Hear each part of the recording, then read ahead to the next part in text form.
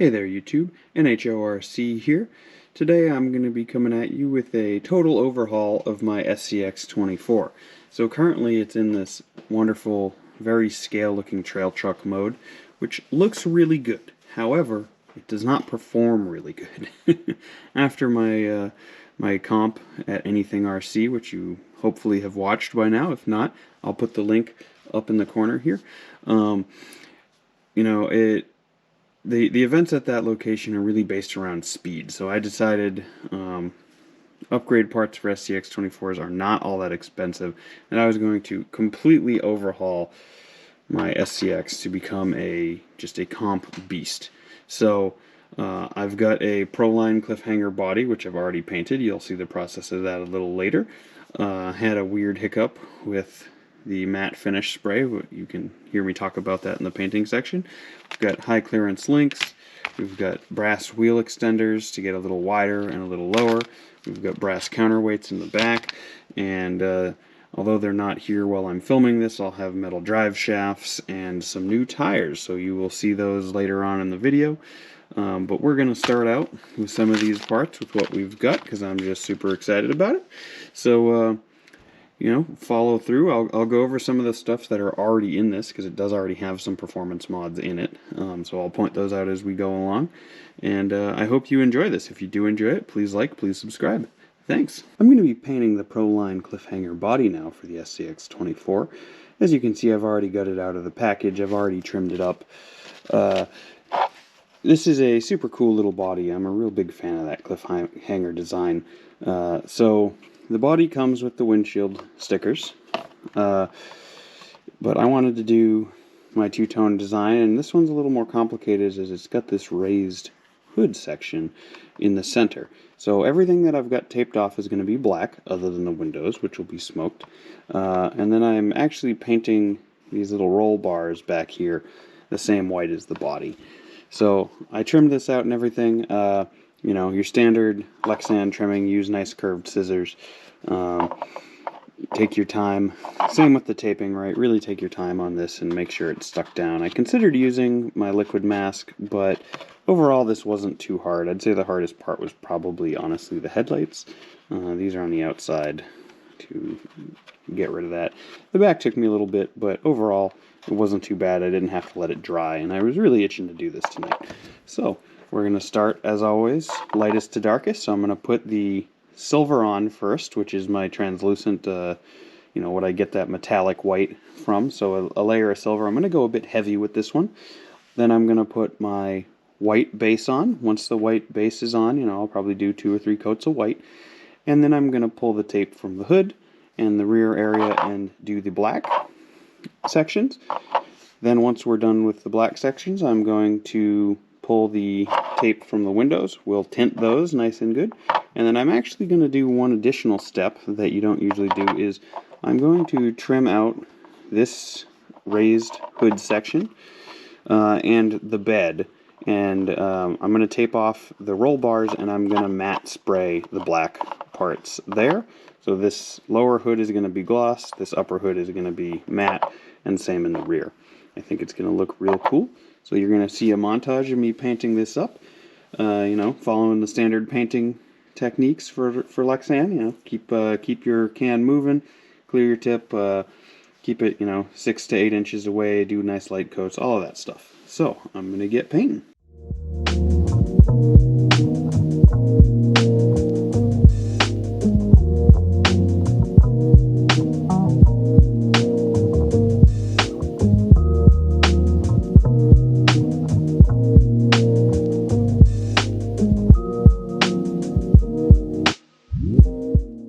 I'm between layers here. I've just taken the mask off for the white, and I'm getting ready to do the black, and it came out pretty good overall. If you're doing it really quick, right, so I've put 3 or 4 coats down, and it's only been half an hour, right? I'm using a space heater to accelerate my drying process so I can work better. If you've got little bits here and there that you've oversprayed because you used tape, you can take a pair of tweezers, or if you're really good, your fingernail, and you can kind of just rub that stuff away. So anywhere your lines aren't clean, you can rub away. You have to be careful though, because if you go too far, you will scratch into the layer you want to keep. And the paint's not super dry yet, right? So like you can see right here, maybe you can't, you can see right here, there's a little dot from where I tapped with the tweezers that I didn't mean to, and I took some extra off. So I'm just kind of going through, cleaning this up, cleaning my edges up. You could also use a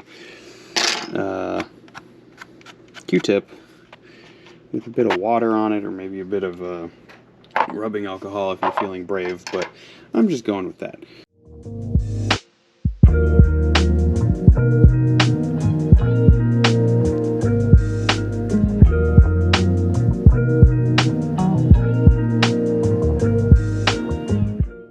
If you're trying to accelerate this process, you can use a space heater. So I've got this space heater here. It's going full blast in my garage, which is a bit cool. It's about 50 in here, which is the low end of what you want to be painting in with Tamiya paint. Generally most paint. But yeah, I'm just kind of waving it back and forth, drying the paint out. Space heaters are really good at this because they make the air super duper dry and hot. It's, you know, like using a hairdryer. You could use a hairdryer for this if you wanted. And it just basically makes it so I don't really need to wait between coats, right? I'm doing this for a few minutes between coats, and then I move to the next one. We're over halfway done now, painting this wonderful little cliffhanger body up. We're getting real close. So next up, we're going to be doing PS31. This is smoke, so it's going to tint my windows. So I'm going to pull the window tints off now. And one of the things I like to do to tell if it's ready to do this is I'll touch the windows, you know, something that's still got tape on it, to see if my paint's ready to come off. So nothing's coming off on me, which means it's pretty likely that we can take our window tapes off. Now, I also chose to coat the entire inside of the body black. It was kind of hard not to, but I like to do this anyway.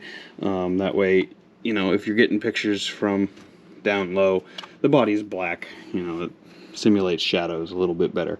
So I'm gonna, maybe I will use my nail. I usually try to use some tweezers, but sometimes I give the stuff a little more time to dry than that. Alright, so I got it up because I don't want to take anything off I don't mean to. And one of the tricks with peeling any of your tape off while the paint's still wet is to like pin it over like this and try to, well, not that much. Well, now it's just stuck to the wet paint. And try to make sure you pull with your lines, right? With the edges of the tape. That way it comes off nice and clean. Being very careful around corners, right? This is where if the tape adheres, or if the paint adheres too much to your masking, you will ruin your paint job. There we go. Nice and clean. I'm just going to remove the rest of them, and then you'll see me putting the smoke on. This stuff, you don't want to go too thick. I've gone too thick with it before. You don't need much to go a long way. Okay, we've got our smoke on. It's kind of messy still. As you can see, the overspray shielding has taken a beating on this project, and that's why it's there. But the smoke is on. I think it'll be about right. If you go too dark with the smoke, you're just stuck. So if you're not sure, err on the side of going a little too light, because going too dark basically just makes it look black. So I'm going to do the final part here. This is something I don't frequently see anybody doing, and that's using in this case, it's a matte finish, and this goes on the outside. Now that does mean it can get beat up, given that this is a little crawler. I'm not super concerned about that, but I'm going to make this bumped up part here and the bed a matte black. That will leave this part of the hood as a gloss black finish. So what you're going to do, take your X-Acto knife, make sure you've got a nice good tip on it, and lightly trace where you want to remove the protective film from. And be very careful about this, because if you mess it up, then you have to go well, A, if you scratch your body, you're out of luck. But if you mess this up, then you need to bust your tape out or just give up altogether. And you don't need much pressure here. Usually, just a light scoring is plenty. There we go. And then need to come up here. And if you're doing this, following molding lines helps a lot with this process. Alright, so those bars might get a little bit of matting material on them, but that's okay. So, what the hell is that? I think it's just part of the overspray shield. Alright, so we're going to go hit those spots with the overspray.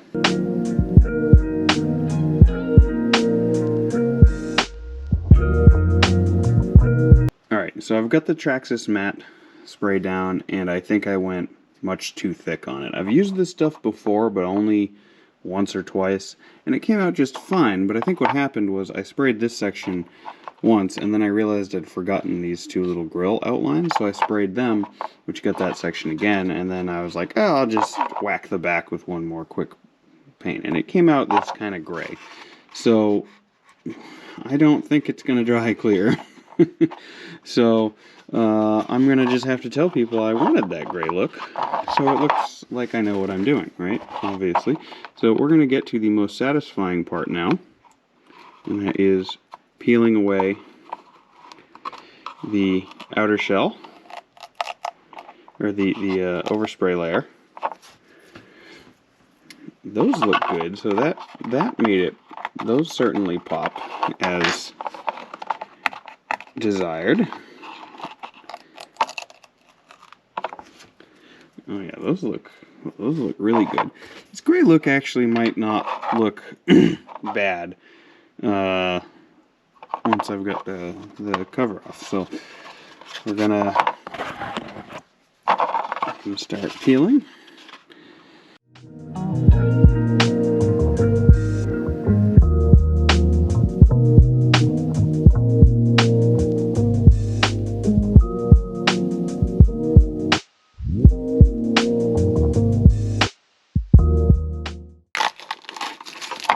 Well, other than the overspray,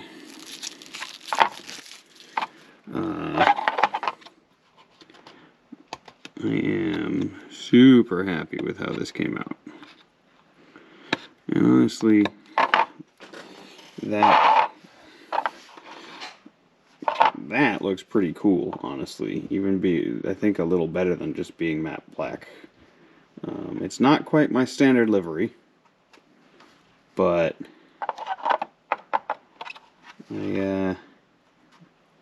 I can live with it. It's the next day. This body has fully dried at this point. So my matte finish didn't work out as anticipated. It made everything like gray for some reason. I think I went too heavy on it. So I used basically every chemical I could think of to try to get it off, to get it back down to the gloss. And in the process, I made it look better, in my opinion. So I used paint thinner, I used acetone, I used mineral spirits, I used rubbing alcohol. Nothing got it off, but it did give it this very weathered look, which I actually kind of like, because a little bobbed truck like this would be a built not bought thing, super hard. So I'm going to leave it like that. So the next thing I'm going to do is get the headlight bucket, the lights mounted up, and some scale accessories, and then we're going to start putting on our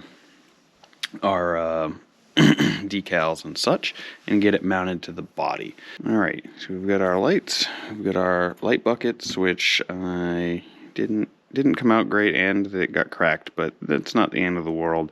They're inside, they're not really all that visible, especially with the lights on. It'll be pretty hard to see with the glare in there.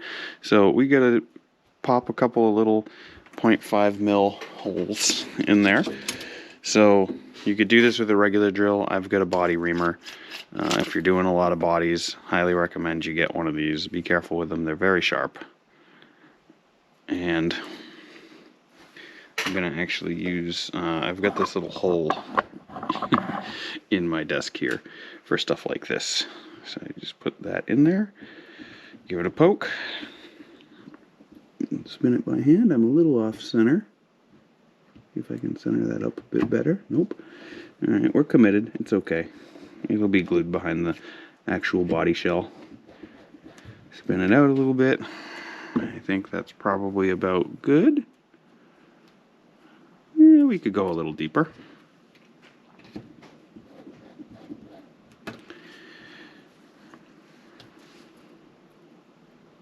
Alright, yeah, that's pretty good. Now we're going to glue our lights in. Got my hot glue gun over here, warming up. And because these are light buckets, I'm going to use black hot glue. If you didn't break this in half, this would be substantially easier. So do your best to not break it in half like I did.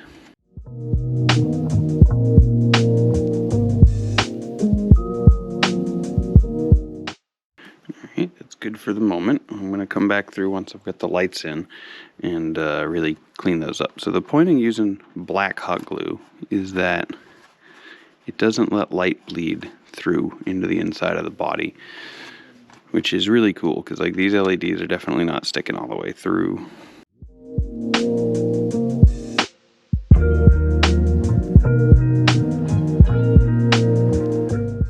You know, those little hot glue bits out, and that's done. Looking at the front, it's pretty good. They're not quite even, but that's okay.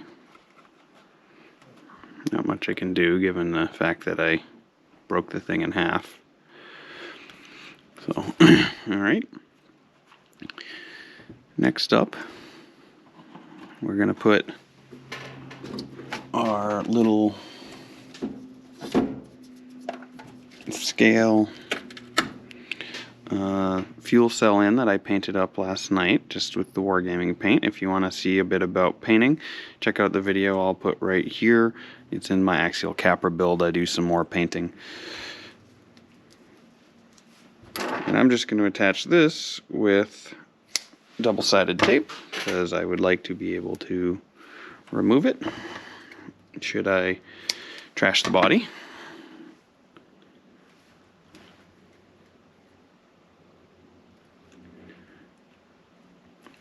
Go. Plus the double-sided tape will give it a little bit of a rise. And I scaled this piece down from the piece on Thingiverse, so if you're using the link I provided, you are going to have to scale that down. I think I used about 68%. Just measure the diameter. Look at that. Perfect. Alright, and now we've got this little scale turbo. So that I'm going to use some super glue for.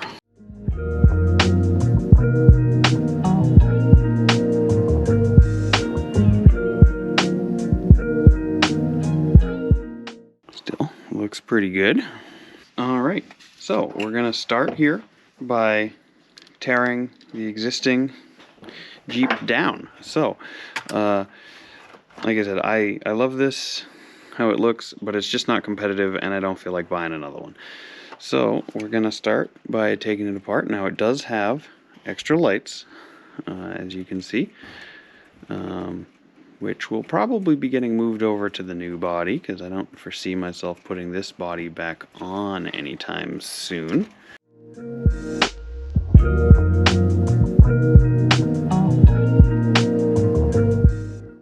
Alright, we've got the wires unplugged. Getting the bodies off of these can be a little tricky if you've never done it. The first thing you're going to want is a 0.05 mil good driver for working on your SCXs. Unlike the new TRX4M, they insist on subjecting you to just the worst kind of hardware on the planet. It's just super tiny. So to take the body off one of these, you just remove this screw on each side and it'll pop right out. You can see that one already went.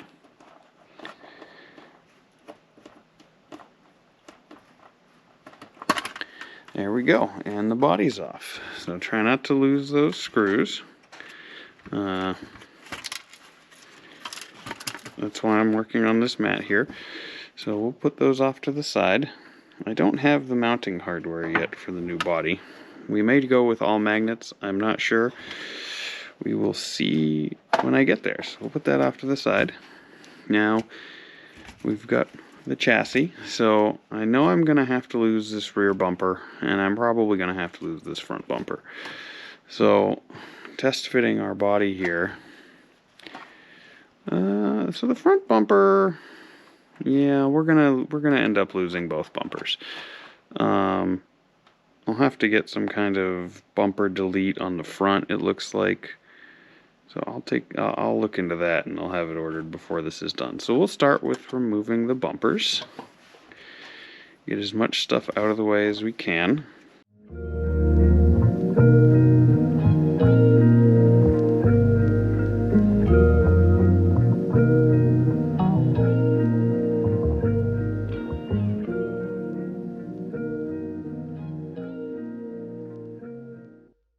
The front bumper out with my little scale winch on it. It's a nice little Racing bumper, and that winch is from, I believe it's from Etsy somewhere. If I can find the link, I'll send it.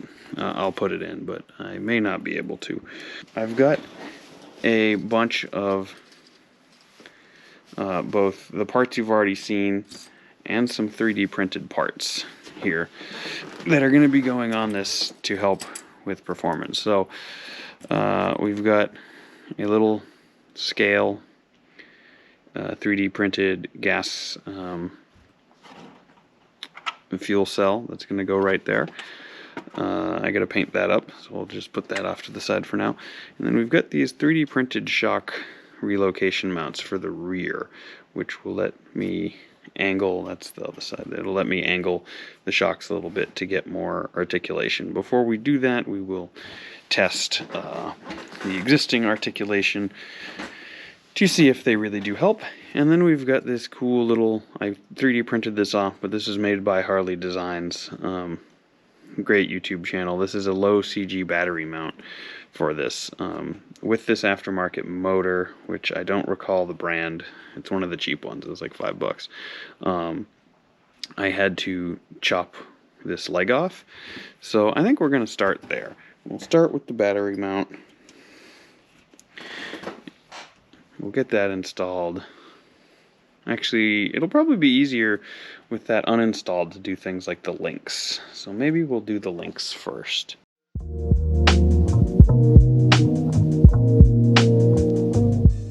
Factory battery tray, which obviously this one has had one leg cut. And then you've got the Harley Designs low profile one. So what this is going to do is it's going to sit in right here at an angle, I believe. And help out with that. So, but we'll get there. So the first thing we're going to start with are our links. These little links, basically, as you can see, most of them have arches in them, and these are going to replace the existing links. And that, I think, is a front link. Yeah, this is a rear link. So this is the rear link, right? It's going to replace that one and give it more ground clearance. So the first thing we got to do is assemble all of these links, unfortunately. I really wish they would have just assembled them.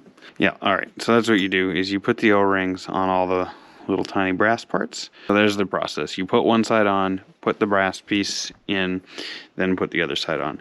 I'm going to turn the camera off, and I'm going to do all the links, and we'll come right back. Interestingly, there were quite a few extra brass parts and O-rings in this kit, like 4 extra brass pieces, and probably a dozen extra O-rings. So that was actually pretty nice. So we're going to start with the links. So we'll start in the rear because it looks a little easier. I'm going to start with this upper link. So I'm just going to be spinning these out.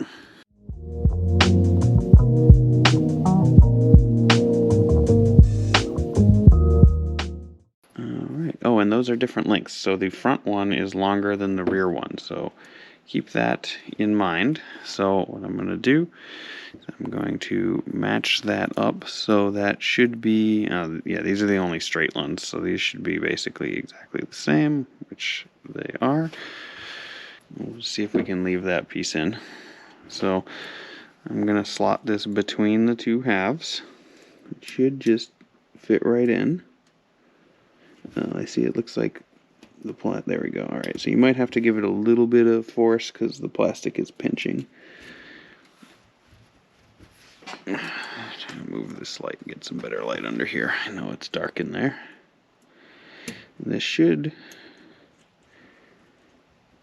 not really, this shouldn't need any. There we go. Yeah, I say it shouldn't meet any resistance till it hits the other side. I'm gonna go through and do the rest. I will cut back in for the dog bone up here, but these are all exactly the same, right? So this link, you pull that screw and that screw. Same with the front, right? You pull this screw and that screw. Alright, I've got all the rears on, which look nice and good. Everything functions as it should, which is good. And I'm opting to do the front next. So there's a little bit of a trick here. Is that if you try to do this centerpiece, you got to have at least one side off. So I'm going to try to leave this link on, but I'm going to take the wishbone out now. The Y piece, I don't know. It looks like a wishbone to me, so that's what I'm going to keep calling it. So we're going to spin that screw out.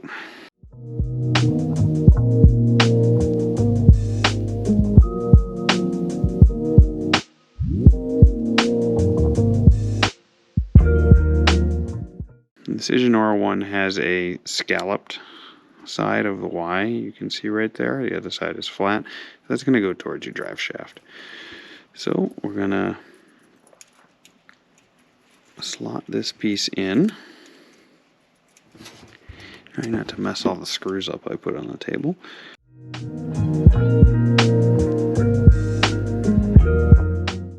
Alright, so with the wheels off, you can see some of the other upgrades I've got on this thing beyond just the servo. Is I've got brass steering knuckles, brass diff cover, and what we're going to be adding next are brass counterweights. So to the rear axle to counteract that front, to basically even everything out. So I'll show you the other side. Pop your hex off, put it to the side, pop your pin out, don't lose your pin. If you're in here and you've got hair bound up like I do, make sure you get that out now. That adds undue wear and tear to your motor if it's pushing through hair the whole time. Spin these two screws out. Grab your other one. I chose to orient these screws facing in. Make sure you're nice and well lined up, and it should, without those two screws on, pretty easily pop over. Make sure you don't gouge yourself on the rod, the axle. You kind of gotta like wiggle it a little bit. There you go. See, and it just pops nice and flush, and then you just spin your screws back on. Now I'm going very brass heavy at this point. I have, you're going to see them very shortly, some spacers to give myself a little wider track width, and those are actually also brass from Treel. So given that they're both from Treel, they shouldn't interfere with one another, and that's going to give me that wider track width. Although it'll make gates harder, it'll make me much more stable because it's given me, I believe it's a 5 or 10 mil offset, plus 5 millimeters per axle. Yeah. All right, I'm gonna put the last two in.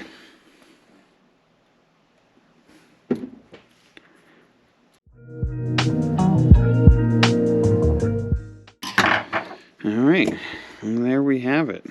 That's a Oh, okay, we're still heavily forward biased though, which is good. My finger's just mid of center, which is what I'm looking for. All right, so next up, we're going to put these extenders on. All right, so next up we have these Trio plus 5mm wheel offsets that are brass. So these are pretty straightforward. What you're going to do is you're going to take your old pins and get rid of them. And it comes with new pins. It comes with optional washers. The washers are optional, so the new pins are a little bit longer. You just slot them in. Obviously, you can make sure you're keyed correctly. Put the new piece on, like that. That does indeed clear. That is a lot of brass on one wheel. And the wheels have brass in them too. And then you just take your wheel, and I'm going to be getting different wheels, but we'll put these back on for the moment. And these are pretty interesting. So they're basically your hex, but they've got a very long extended piece down the center. So you're not using your old hex screws, you're using new ones. And that is it. So you can use those little washers to make it look a little better. It'll need to get cleaned up a little, but I think that looks pretty slick. And you can see the difference. So if I put this one on without the whole setup, right, it's missing its hex, but it'll be pretty close. Right, you can see the difference between the shocks right here, is I can now stick like my whole finger in there. So that's going to make the truck a lot wider, right, if we put the new. So we've got all of our wheel extenders on, we've got all of our brass on. This thing now weighs a lot more. We'll get a final weight at the end. But it is substantial now, and it is wide. It is quite wide, which is what I wanted. Okay, we've got our battery tray back installed. Next up, we're going to test our flex real quick. Okay, so we're going to try these 3D printed shock mounts out, but I want to understand how much flex I currently have. So the true flex test for me, right, is one wheel off the ground with all the others touching. And currently, let's say we're at about 2 inches. So we're gonna try the in the front, and in the rear we are similarly right at about 2 inches. Next up for our conversion over to competition mastery is a new set of wheels and tires. So we've got the Iginora mud terrain MTs. This is the biggest tire Iginora makes, and they're mounted to a set of Trio breed locks with brass rings in them. So I've already mounted them up. These are all real hardware that you need to use Loctite on. They mounted up nice and easy, and these are already Trio rims. This is the same rim, just in a different color pattern. So we're going to mount these up and see what it looks like. So when you are doing this, these do have a directional lug pattern. Make sure you have 2 of each, right? And you want the arrow pointing down if you are following the traditional thinking of these kind of lugs from an agriculture standpoint. You have the chevron facing the direction of travel. So we're going to pop these off and switch them over.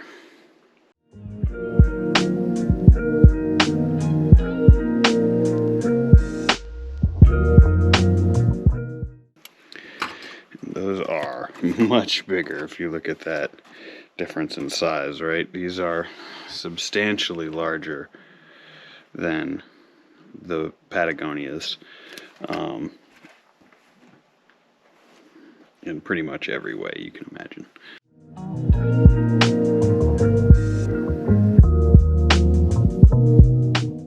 There we go. That sits much taller now. I may need to look at potentially changing my shock mounting position, but boy, that looks beastly. That looks really cool. I'm very excited to see how these go. The only thing we have left at this point is my aluminum front and rear chassis braces, which are not in yet, and I believe we'll pretty much be done at that point. So you'll see that next. So we're going to wrap up this SCX24 comp rebuild series. You may notice a pretty dramatic shift in quality as far as image quality is concerned. I have now gotten myself a Nikon Z30 camera to do shooting with, so the quality is just going to go up, which is great. So I just wanted to go around what I did with my SCX24 here as a total recap. So we've swapped the shell from our original Jeep body to this Proline cliffhanger body. We have put on these very large Iginora Mud Terrain MTs with Trial beadlocks with brass. We've got aluminum front bumper mounts, aluminum rear bumper mounts over here. I've put an aluminum servo horn on. You should be able to see that right there. In addition, I had aluminum steering knuckles. Aluminum steering linkages, brass servo, brass C-knuckles. I've now got the 5mm Trial extensions, brass diff cover in the front. In the rear, we've got the brass counterweights as well as the brass extensions. We've got those nice high clearance links now to really just bring that ground clearance way up, and we've got metal drive shafts. Now under the hood with my mounting system, I did go with Velcro on the pivot point here to the body. This is plastic heavy duty Velcro. This is not fabric Velcro. This is the stuff that if you live in the Northeast, it comes with easy passes, so it's actually plastic Velcro. It's very stout. So under the hood we have our aftermarket motor, which was already on with the heatsink. Not a whole lot going on under the hood as far as changes. I'm still running the stock controller. I have the front shocks at the stock mounting position. However, I did relocate the rears to the frame, and I had to remove the springs entirely. So with the springs that I had on, even going to the absolutely lightest springs, I just could not. Basically, it was always riding at full height, because without this body on here, it was just maxing out all the time, basically. So we're running no springs now, which makes it a little floppy, but it's got great articulation. I'll also show you that. So we've got an articulation ramp. I 3D printed this off Thingiverse. If you've got a 3D printer, you can do it as well. So the articulation is very good now. We're right about I'd say that's probably 2.5 inches in the front, and in the rear really hangs loose because of that change to the suspension geometry, and I'd say we're at about 3 in the rear, which is super nice. As far as weight on this unit, it comes in now much heavier. So this now sits at 460 grams, 458 grams with no battery. So for comparison, my TRX4M, again, no battery, is at 509. And it's a much bigger vehicle, obviously. So this little guy is very heavy now for an SCX24, and I think it's going to do an absolutely great job in the comps. I can't really think of anything else I might need to do to it at this point to be successful. It's maybe some kind of limiting straps in the front. It does have a tendency to unload a little early, or if you kind of push on the front or rear, right, you get that pop-up. I tried some 3D printed ones that were printed out of TPU, and they didn't work. So I have to figure something out for that. But for now, I'm going to leave it alone, I think. It side hills very well now. Well, at least in comparison to what it used to do, which was flop over immediately. And yeah, it looks great. It looks great next to my TRX4M. I'm super pleased with how this build came out. So, if you've liked this content, if it's been helpful in any way, please like, please subscribe. It really helps the channel. I'm putting a lot of time and effort and money into this, and I'd really appreciate the subscribes. If you've got any questions, any comments, please hit me up in the comments below. I'll be more than happy to answer any questions for you. And yeah, have a great day, everybody.